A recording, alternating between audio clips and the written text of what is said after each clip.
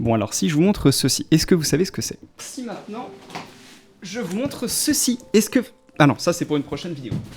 Mais alors, on en arrive au sujet de cette vidéo, si je vous présente ceci, est-ce que vous savez ce que c'est? Alors oui, vous avez vu le titre de la vidéo, mais si je vous présente un truc en cuir, extrêmement fin, un seul petit cordon, est-ce qu'à première vue on pourrait se douter que c'est un banger technologique? Pas forcément. Salut tout le monde, c'est Noix de Citron et vous l'avez compris, dans cette vidéo, je vais vous présenter un moniteur en USB. Avant toute chose, il convient de préciser un point important, la vidéo n'est pas sponsorisée. C'est un moniteur que j'ai acheté moi-même pour remplacer un autre écran, celui que vous avez vu d'ailleurs en tout début de cette vidéo, qui était un écran de 22 pouces 1080p 50 Hz. J'avais envie d'un petit peu plus, j'avais envie d'un petit peu mieux, d'un peu plus petit, et surtout de plus qualitatif en termes de rendu d'image. Et ce qui est intéressant, c'est que beaucoup, mais vraiment beaucoup d'entre vous, ce que je vois sur Discord ou sur YouTube, ne connaissent pas ce genre de produit. Qu'avec un seul câble on peut non seulement alimenter, mais en plus envoyer un signal vidéo, et je pense que c'est super intéressant du coup à présenter.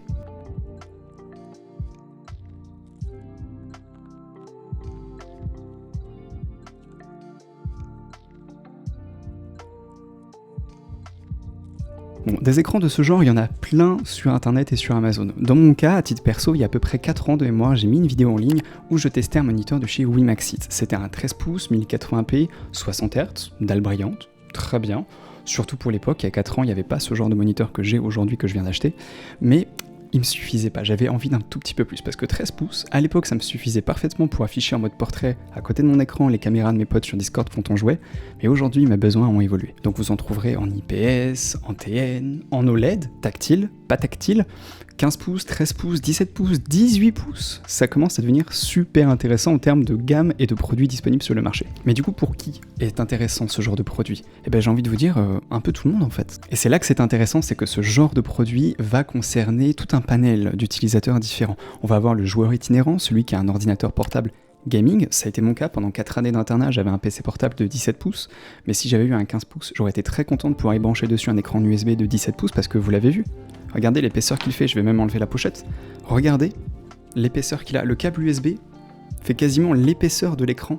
C'est rien. J'essaye de le bouger dans différents sens pour que vous puissiez voir un petit peu la finesse du produit. C'est absolument génial parce que ce soit pour le gamer itinérant, que ce soit pour le professionnel qui va travailler en bureautique, ou même en graphisme, ou n'importe quel type de métier, mais que ce soit un professionnel qui va avoir besoin de gagner en productivité avec son ordinateur portable pour bosser en terrasse, en réunion, en machin, avoir un second moniteur qui ne nécessite pas de batterie, c'est-à-dire qu'il est alimenté par votre ordinateur ou par une prise secteur, en fonction de l'ordinateur que vous avez, c'est absolument excellent. Et dans mon cas, aujourd'hui, c'est-à-dire que je n'ai plus ce besoin itinérant, je n'ai plus besoin de me déplacer comme c'était le cas à une époque, aujourd'hui j'ai ça et c'est pour lui que c'est hyper intéressant. Mais avant de vous parler du produit dans le détail, je suis youtubeur, j'adore faire des unboxings, donc je vous montre à quoi ça ressemble au niveau de l'emballage et surtout des accessoires qui sont fournis avec, parce qu'il y a quelques petites subtilités, rien de bien méchant je vous rassure, mais je vais pas rentrer dans le détail dans cette vidéo, c'est le sujet d'une prochaine qui arrivera un jour si ça vous intéresse, au niveau de tout ce qui va être normes, connectique, etc.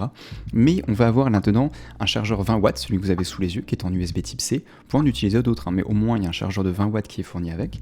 On va avoir un câble HDMI, micro HDMI vers HDMI traditionnel, et 2 câbles USB type C. Ce sont les mêmes câbles avec la même longueur, c'est pour ça d'ailleurs que le deuxième je ne le déballe pas. Parce que justement en introduction de la vidéo, je vous montrais qu'avec un seul câble je pouvais alimenter l'écran et en plus avoir une image, ça dépendra de votre ordinateur. Sur mon PC, je n'ai pas cette possibilité là. C'est pour ça qu'il y a 2 câbles, il y a un câble HDMI et un câble USB-C qui est là pour l'alimentation, mais selon votre ordinateur, vous aurez besoin donc d'un ou 2 câbles.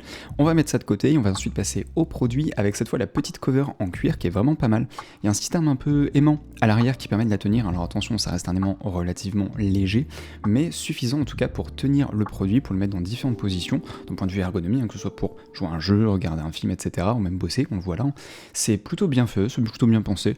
Le produit est simple, mais la cover est quand même de plutôt bonne qualité, j'ai pas spécialement de défaut dessus, donc j'en suis très content. Et ce qui est hyper intéressant avec ce genre de produit, au-delà de la finesse, du poids, etc., c'est, vous voyez, les bordures. Regardez à côté de mon doigt, c'est extrêmement fin. Donc si c'est un moniteur que vous souhaitez acheter pour le poser à côté de votre moniteur principal, pour en faire un moniteur secondaire, vous pourrez quasiment le coller vous n'aurez pas ces bordures des fois qui font 5 mm, 1 cm, voire plus en termes d'épaisseur, et ça pour du multi-écran c'est trop bien. Et le petit truc en plus, alors pas d'Artus mais de noix de citron, c'est la compatibilité, et c'est aussi pour ça que je l'ai choisi, du support VESA qui est à l'arrière. On voit qu'il y a 2 emplacements pour les vis, et c'est ça qui m'a fait le choisir, c'est que j'ai déjà des bras d'écran, et j'avais la possibilité, comme je le faisais à l'époque, d'utiliser un adaptateur en colle de cygne pour le maintenir avec une pince, mais quitte à avoir déjà des bras avec un VESA posé sur mon bureau, je me suis dit, pourquoi ne pas prendre un écran USB qui a déjà du VESA compatible. Mais vous me direz, bah attends, mais le VESA, comment ça le VESA, il n'y a que 2 trous, d'habitude il y en a 4.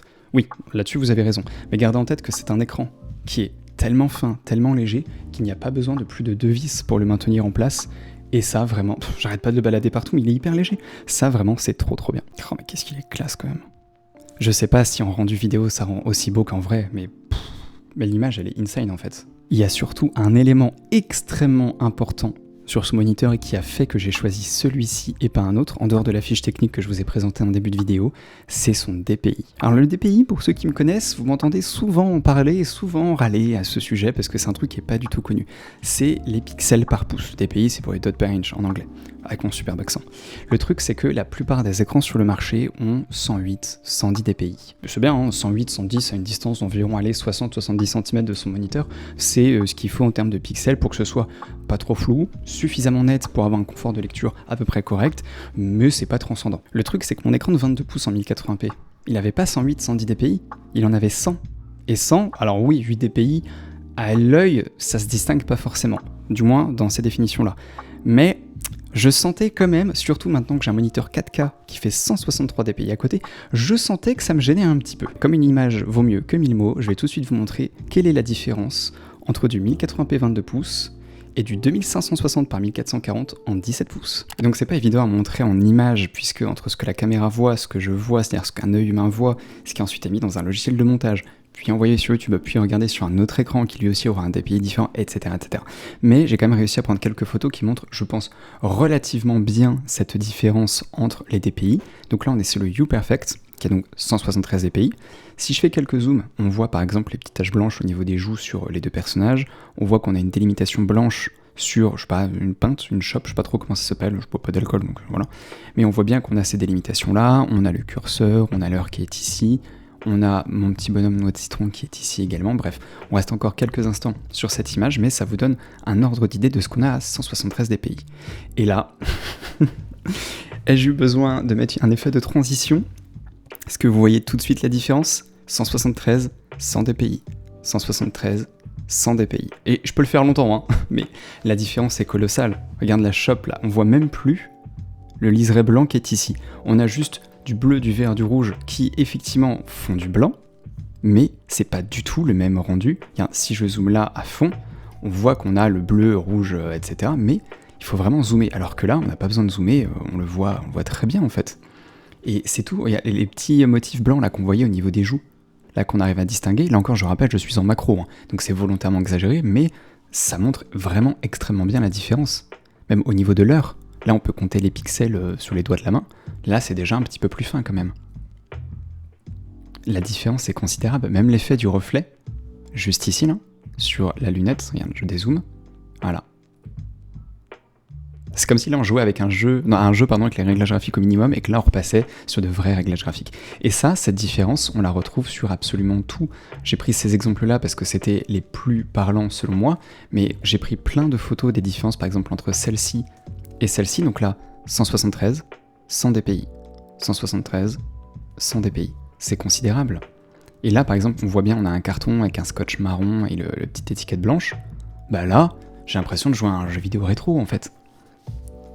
Et ça, au quotidien, pour un confort de lecture, c'est absolument incroyable. Parce que si la différence est déjà visible avec cette macro comme ça, croyez-moi que même quand vous êtes à 50, 60, 70 cm de l'écran, c'est encore plus fin, plus propre, et ça n'a strictement rien à voir. Vaut mieux avoir beaucoup de DPI qu'un écran qui va gérer des normes de couleurs que votre œil ne verra pas, ou des normes de HDR que vous n'utiliserez pas, etc. Pour moi, le DPI est vraiment hyper important. Et encore une fois, c'est très dur de le montrer en vidéo, mais à l'œil, c'est immédiatement visible. C'est comme si je vous mettais, je ne sais pas, un écran IPS et un écran OLED ou un écran TN et un écran IPS côte à côte.